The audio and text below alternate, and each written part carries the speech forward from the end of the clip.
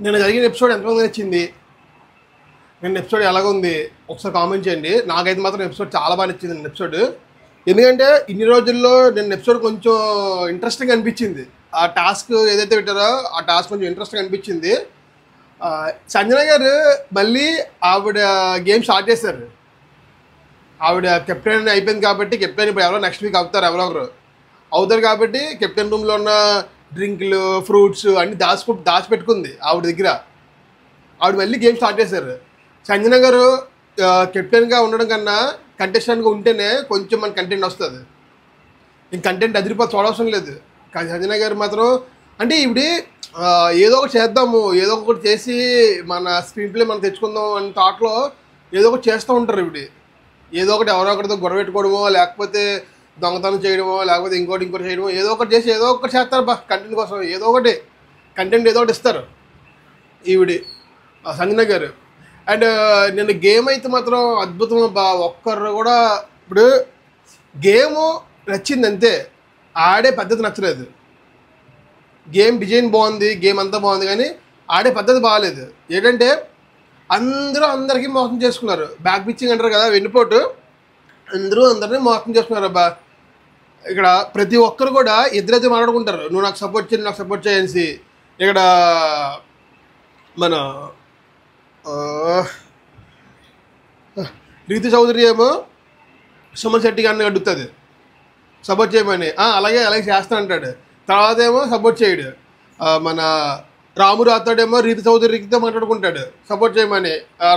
రీతు చౌదరి రీతు ఏమో రాముకు సపోర్ట్ చేయదు, రీతు రాముకు సపోర్ట్ చేయదు. నెక్స్ట్ తనుజ అండ్ ఇమానీలని తనుజ కరెక్ట్గా ఆడతారు అబ్బా. ఎవరిని ఇచ్చేయకుండా నీట్గా ఆడతారు.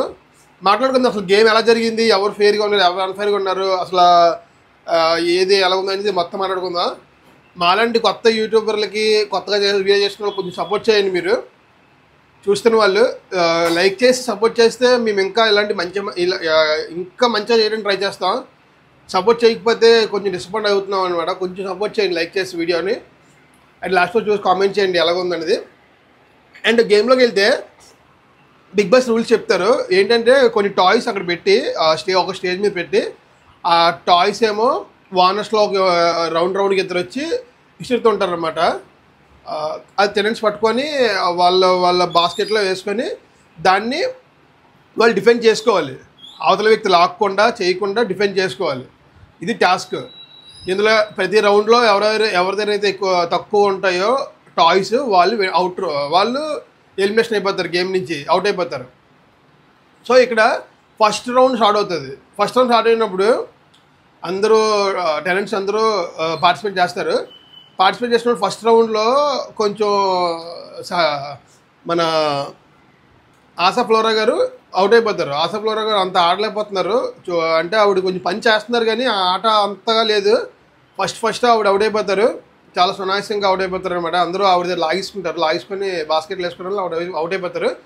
అండ్ ఇక్కడ సంజన గారు అవుట్ అయిపోయినప్పుడు, ఆశ గారు అవుట్ అయిపోయినప్పుడు సంజన గారు కూడా ఇక్కడ సంచాలక్ ఎవరంటే ప్రియాగా సంచాలక్ అవుట్ అయిపోయినప్పుడు మన సంజన గారు అంటారు, బిగ్ బాస్ నేను గివప్ ఇచ్చేస్తున్నాను, నేను కెప్టెన్ అయ్యాను కాబట్టి మిగతా రిమైనింగ్ 5 ఎవరైనా పర్లేదు నాకు కెప్టెన్, సో గివప్ ఇచ్చేస్తారు. ఆవిడ గివప్ ఇచ్చిన బిగ్ బాస్ ఇక్కడ చెప్తారనమాట. ఏంటంటే ఎవరైతే అవుట్ ఆఫ్ ద రేస్ అయిపోయారో వాళ్ళు ఇప్పుడు ఆడుతున్న ప్లేయర్స్కి సపోర్ట్ చేయొచ్చు అని చెప్తారు. సపోర్ట్ చేయొచ్చు చెప్పినప్పుడు వీళ్ళందరూ వెళ్తారు. ఆశా అండ్ సంజన గారు గారు నెక్స్ట్ రౌండ్కి రెడీ అవుతారు సపోర్ట్ చేయడానికి. నిన్న ఎపిసోడ్లో రీతుకి అన్యాయం జరిగిందని ఎంతమంది కనిపించింది? రీతుకి అన్యాయం జరిగిందని ఎంతమంది కనిపించిందో కామెంట్ చేయండి. ఎందుకంటే రీతు పాపం చాలా ఇదిగా అంటే చాలా రిక్వెస్ట్ చేసింది అబ్బా, అందరినీ చాలా రిక్వెస్ట్ చేసింది. అన్న ప్లీజ్ అని సుమన్ శెట్టిని అయితే చాలా రిక్వెస్ట్ చేసింది.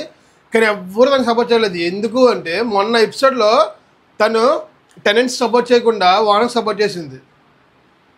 సంచాలక్ అంటే ఇద్దరికీ ఒకేలా ఉండాలి కదా, ఈక్వాలిటీ ఉండాలి, ఆ రూల్స్ అన్నీ ఏమైనా సరే. మన ఎపిసోడ్లో ఏమైంది, బర్నీ గారు అనవసరంగా అవుట్ చేశారు రీతు. ఎందుకంటే రీతు స్టాప్ అన్నప్పుడు కూడా బర్నీ గారు రాశారని చెప్పేసి బర్నీని అవుట్ చేసింది. బర్నీ రాసిన తర్వాత పవన్ కూడా మళ్ళీ రాశాడు రివర్స్లో. సరే మన ఎపిసోడ్ చూడండి ఎవరైనా చూడకపోతే. రీతు స్టాప్ అయిన తర్వాత బర్నీ రాశాడని బర్నీని అవుట్ చేసింది రీతు. కానీ రీతు స్టాప్ అయిన తర్వాత బర్నీ రాసిన తర్వాత కూడా పవన్ రాశాడు బర్నీకి. మరి ఆ పవన్ ఎందుకు ఎలిమినేట్ చేయలేదు? పవన్ ఎలిమినేట్ చేయాలి కదా, అప్పుడు ఇద్దరిని ఎలిమినేట్ చేయాలి కదా, ఇద్దరిని చేయలేదు, ఓన్లీ బర్నీని ఎలిమినేట్ చేసింది. ఎందుకంటే అప్పటికి పవన్ టీషర్ట్ మొత్తం రంగు అయిపోయి ఉంది. పవన్ ఎలిమినేషన్ అయిపోతాడని టైంలో డిమాండ్ పవన్ బర్నీని ఎలిమినేట్ చేసింది. సో అది అందరికీ టెనెంట్స్ అందరికీ బాగా గుర్తుండిపోయింది. అండ్ అప్పుడు న్యాయం జరగలేదు అనిపించింది, అన్ఫేర్ అనిపించింది సంచాలక్గా టెనెంట్స్కి. అందుకే టెనెంట్స్లో ఎవ్వరు కూడా రీతుకి సపోర్ట్ చేయలేదు. ఏం జరిగిందో ఒకసారి చూద్దాం. ఫస్ట్ రౌండ్ అయిపోయింది, సెకండ్ రౌండ్ స్టార్ట్ అయింది కదా. సెకండ్ రౌండ్ స్టార్ట్ అయినప్పుడు ఇక్కడ సంజన గారు అండ్ ఆశా గారు అవుట్ అయిపోయారు. వీళ్ళిద్దరూ మన ఇమాన్యుయల్కి వీళ్ళకి సపోర్ట్ చేయడానికి వెళ్తారు. ఫస్ట్ ఏమో రీతు గారు అటాక్ చేస్తారు. రీతు గారిని పట్టుకుంటే సుమన్ శెట్టి అన్న తీసుకో అంటే పాపం సుమన్ శెట్టి అన్న ఇలా చూస్తాడు, తీసుకోవాలా వద్దా అని. చాలా పాపం అనిపించింది సుమన్ శెట్టి అని చూస్తే. చాలా ఇన్నోసెంట్గా అలా పాపం అలా చూస్తాడు బా. కానీ కొన్నిసార్లు మాత్రం సుమన్ శెట్టి అన్న చాలా అగ్రెసివ్గా ఉంటున్నాడు. చిన్న ఇంతే ఆడుతున్నాడు, అంత ఎలివేషన్ వస్తుంది సుమన్ శెట్టి అన్నకి. ఎంత ఆడుతున్నాడు అంత వస్తుంది ఎలివేషన్. అది కొన్నిసార్లు బాగా అనిపిస్తుంది. అండ్ సుమన్ శెట్టి అన్న మీదకి వెళ్తారు వీళ్ళిద్దరూ సుమన్ శెట్టి అన్న మీదకి వెళ్ళి సుమన్ శెట్టి అన్న ఓడిపిద్దాం అనుకుంటారు. సుమన్ శెట్టి అన్న అసలు తన దగ్గర ఉన్న టాయ్స్ అన్నీ లోపలే ఉంటాయి, ఒక్కడు కూడా తీయనివాడు. కాకపోతే అన్న చేసిన మిస్టేక్ ఏంటంటే కొడతా ఉంటారు చేతితోటి. కొట్టొద్దు అని చెప్తారు, అయినా కొడతా ఉంటాడు. కొట్టడం వల్ల సుమన్ శెట్టి అన్న ఎలిమినేషన్ అయిపోతాడు. ఈరోజు నిన్న ఎపిసోడ్లో ఆయన కొట్టకుండా డిపెండ్ చేసుకుంటే బాగుండు. డిపెండ్ చేసుకోవడం తనకి రాలేదు సుమన్ శెట్టి అన్నకి. సో తనకు వచ్చేది డిపెండ్ అదే, ఎలాగ అన్నం కొట్టడం చేయడం అంతే. కానీ అక్కడ కొడితే ఏదైనా నెయిల్ తగిలి ఏదైనా డ్యామేజ్ అవ్వడానికి ఛాన్స్ ఉంటుంది కాబట్టి సో సుమన్ శెట్టి అన్నని ఎలిమినేట్ చేస్తారు. ఇక్కడ సుమన్ శెట్టి అన్న ఎలిమినేషన్ అయిపోయిన తర్వాత రీతు అడుగుతుంది సుమన్ శెట్టి అన్నకి, అన్న వాళ్ళిద్దరూ నన్ను ఓడిపించడానికి వస్తారన్నా, మీరు నాకు సపోర్ట్ చేయండి అన్న, వాళ్ళని ఆపండి చాలు, ఇంకేం వద్దు, నేను ఇంకేం అడగలేదు. అవును వాళ్ళిద్దరు మిమ్మల్ని ఆపడానికి వస్తుందని చెప్పారు అని సుమన్ శెట్టి అన్న చాలా నీట్గా మాట్లాడతారబ్బా మన రీతుతోటి. నువ్వు చూసినప్పుడు సుమన్ శెట్టి అయితే రీతు సపోర్ట్ చేస్తాడేమో అనుకున్నాను. ఆయన అలా మాట్లాడుతుంటే ఆవిడ రీతు అడిగినట్టు చెప్పవచ్చు కదా, నేను చేయనమ్మా నీకు సపోర్టు, నేను వేరే వాళ్ళు చేస్తానని చెప్పేది అయిపోతుంది కదా. రీతుతో మాట్లాడుతాడు, అవును వాళ్ళు నీ దగ్గరికి వస్తున్నారు అంటే నాకు సపోర్ట్ చేయనంట అన్నాడు. గేమ్ స్టార్ట్ అవ్వగానే వాళ్ళిద్దరూ కలిసి సుమన్ శెట్టి ఆశా అండ్ తనుజ గారు కలిసి ఆశా అండ్ సంజన గారు కలిసి రీతుని పట్టుకుంటే సుమన్ శెట్టి అని తీసుకెళ్ళి రాము దాంట్లోని తనుజ దాంట్లోనే వేసేస్తున్నారు బాల్స్ తీసుకెళ్ళి. నాకు అవక్కైపోయింది, స్టన్ అయిపోయింది. ఒకసారి చెప్తున్నాను కదా, చిన్నవి ఇంత చేస్తాడు అంత ఎలివేషన్ వస్తుంది సుమన్ శెట్టి అన్నకి. అప్పటికప్పుడు ఓకే అన్నాడు, ఓకే అన్నట్టు అన్నాడు. ఏంటంటే గేమ్ స్టార్ట్ అవ్వగానే మైండ్ మారిపోయి తీసుకెళ్ళి వాళ్ళ దాంట్లో వేసాడు. ఎంతగా ఉందో. ఇక్కడ రాముని చూస్తే నాకు ఎందుకు రాము ఇలా చేస్తున్నాడు అనిపించింది అబ్బా.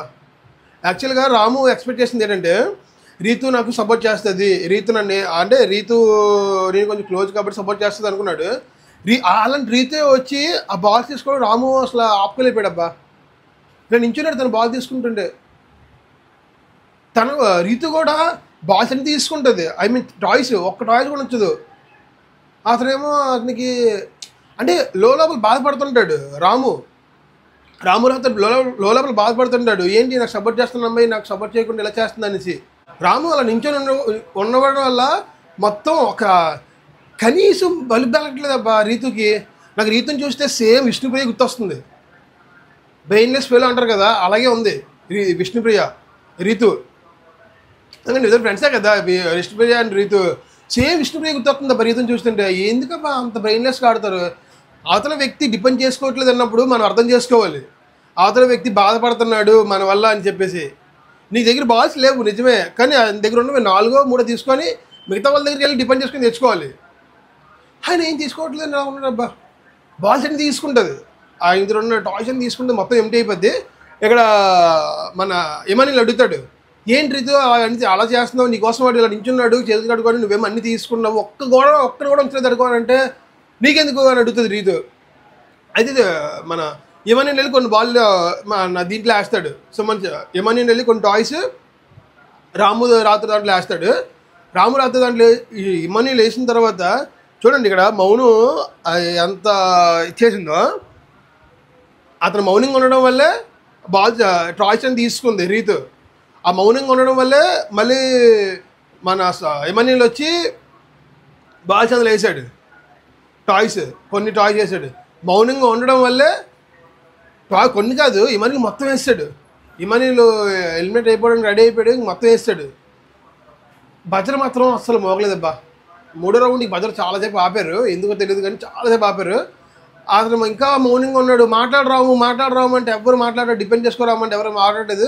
నేను నా బాల్ చేస్తుంది, డిపెండ్ చేసుకోరామని చెప్తాడు ఇమాన్యుల్. ఇవి నావి టాయ్స్, నువ్వు డిపెండ్ చేసుకో అంటే అసలు డిపెండ్ చేసుకోడు, అలా నించుంటాడు. మళ్ళీ మౌనంగా ఉండడం వల్ల మన ఇమాన్యుల్ ఏమనుకుంటాడో తెలియదు కానీ ఇమాన్యుల్ మొత్తం వేసినవన్నీ మళ్ళీ తీసుకుంటాడు వెనక్కి. ఏవైతే వేసాడో ఇమాన్యుల్ రామురాత్రికి మొత్తం, ఎందుకంటే అది డిపెండ్ చేసుకోవట్లేదు. ఇప్పుడు నెక్స్ట్ రౌండ్ కూర్చున్నా అతను గెలుస్తాడని నమ్మకం లేదు ఇమాన్యుల్కి, అందుకే ఇమాన్యుల్ తీసుకున్నాడు మొత్తం. ఇమాన్యుల్ ఎప్పుడు తీసుకున్నాడో అప్పుడు మళ్ళీ రీతు వచ్చి రాము దాంట్లో వేస్తుంది. రాము దగ్గర ఉన్న టాయ్స్ అన్ని రీతు దగ్గర ఉన్న టాయ్స్ అన్ని రాము దాంట్లో వేస్తుంది. రాము దాంట్లో వేసి అప్పుడు మళ్ళీ వీళ్ళ దగ్గర లాక్కుంటుంది సంజన అండ్ ఇమాన్యుల్ దగ్గర. ఆ పని ముందు చేయొచ్చు కదా, ఇవన్నీ ఎందుకు, వేయడం ఎందుకు, తీయడం ఎందుకు, మళ్ళీ రాముకి బ్లేమ్ చేయడం ఎందుకు. బాబా ఏమనిపించింది బాబా. అది చెప్తున్నాం కదా, గేమ్ ఆడే విధానం నచ్చలేదు కానీ గేమ్ మాత్రం చాలా బాగుందబ్బా. ఆడే విధానం నచ్చలేదు కానీ గేమ్ మాత్రం ఎక్సలెంట్ ఉంది, మామూలు కాదు, వేరే లెవెల్ గేమ్ పెట్టారు. అయితే ఇక్కడ లాక్ ఉంటుంది, వాళ్ళ దగ్గరికి వెళ్తే వీళ్ళ దగ్గర కొన్ని లాక్ ఉంటుంది. ఆ రీతు లాక్కొని మళ్ళీ రాము దగ్గరికి వెళ్ళి కొన్ని తీసుకుంటుంది. కానీ ఇక్కడైతే మళ్ళీ సంజన గారు అండ్ ఆశా గారు వచ్చి రీతుని పట్టుకోవడం వల్ల ఈ బాల్స్ అని తీసుకుంటారు, వాళ్ళు దాంట్లో వేసుకుంటారు. రాము అవి వేసుకుంటారు కదా, రాము అండ్ ఇమాన్యుల్ దాంట్లో వేసుకుంటారు, అయిపోద్ది. ఇక్కడ రీతు ఎలిమినేషన్ అయిపోద్ది. ముగ్గురే ఉంటారు, తనుజ, రాము రాథోడ్ అండ్ ఇమాన్యుల్, వీళ్ళు ముగ్గురు ఉంటారు. వీళ్ళు ముగ్గురులో తనుజ గారు తెలుసు రీతు అవుట్ అయిపోయిందంటే నా మీదకి వస్తుంది. ఇక్కడ చూడండి అబ్బా, రాము తనుజ గారు ఇమాన్యుల్ మాట్లాడుకుంటారు, నా మీదకే వస్తుంది, నేను గివప్ ఇచ్చేస్తాను,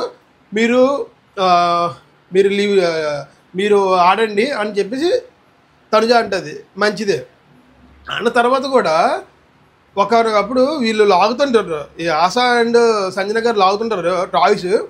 లాగినప్పుడు ఫస్ట్ పోటీ చేస్తుంది, అంటే ఫస్ట్ డిపెండ్ చేసుకుంటుంది, డిపెండ్ చేసుకొని గివప్ ఇచ్చేస్తుంది. గివప్ ఇచ్చాం ఎందుకు అని అడిగిన వెంటనే మళ్ళీ వెళ్ళి రాము దగ్గర తీసుకుంటుంది. ఏంటి అబ్బా అసలు ఇది, అప్పుడే రాము సపోర్ట్ చేస్తానని చెప్పారు కదా, మళ్ళీ రాము దగ్గర వెళ్ళి తీసుకుంటారు. ఆ రాము అంత అమాయకంగా కనబడుతున్నాడు, పాపం అందరూ రాము పడుతున్నారు. అప్పుడే ఇమాన్యుల్ కూడా అన్నారు, గేమ్ స్టార్ట్ అయినప్పుడు గేమ్ మధ్యలో అన్నారు, మనం స్ట్రాంగ్గా ఉండాలంటే నేను ఇక్కడే ఉండాలి, మన టీంలోనే రాముని పంపిద్దాము హౌస్లోకి పర్మనెంట్ హానర్కి, ఎందుకంటే ఇక్కడ మనం వీక్ అవ్వకూడదు, మనం స్ట్రాంగ్ ఉండాలని చెప్పేసి నేను ఉంటానని చెప్పి ఇమాన్యుల్ అన్నాడు. అన్న తర్వాత ఇమాన్యుల్ అండ్ తనుజ గారు అన్న తర్వాత తనుజ మళ్ళీ వెళ్ళి ఆ రాము దగ్గర లాగేసుకుంటుంది అబ్బా బాల్స్ టాయ్స్. గివప్ ఇచ్చేస్తానన్న మనిషి మళ్ళీ వెళ్ళి గివప్ ఇచ్చేస్తే అయిపోద్ది కదా, చెప్పింది ఆల్రెడీ గివప్ ఇచ్చేస్తానని, ఆ మేడం నుంచి అయిపోద్ది కదా, మళ్ళీ రాము దగ్గర లాక్కుంటుంది.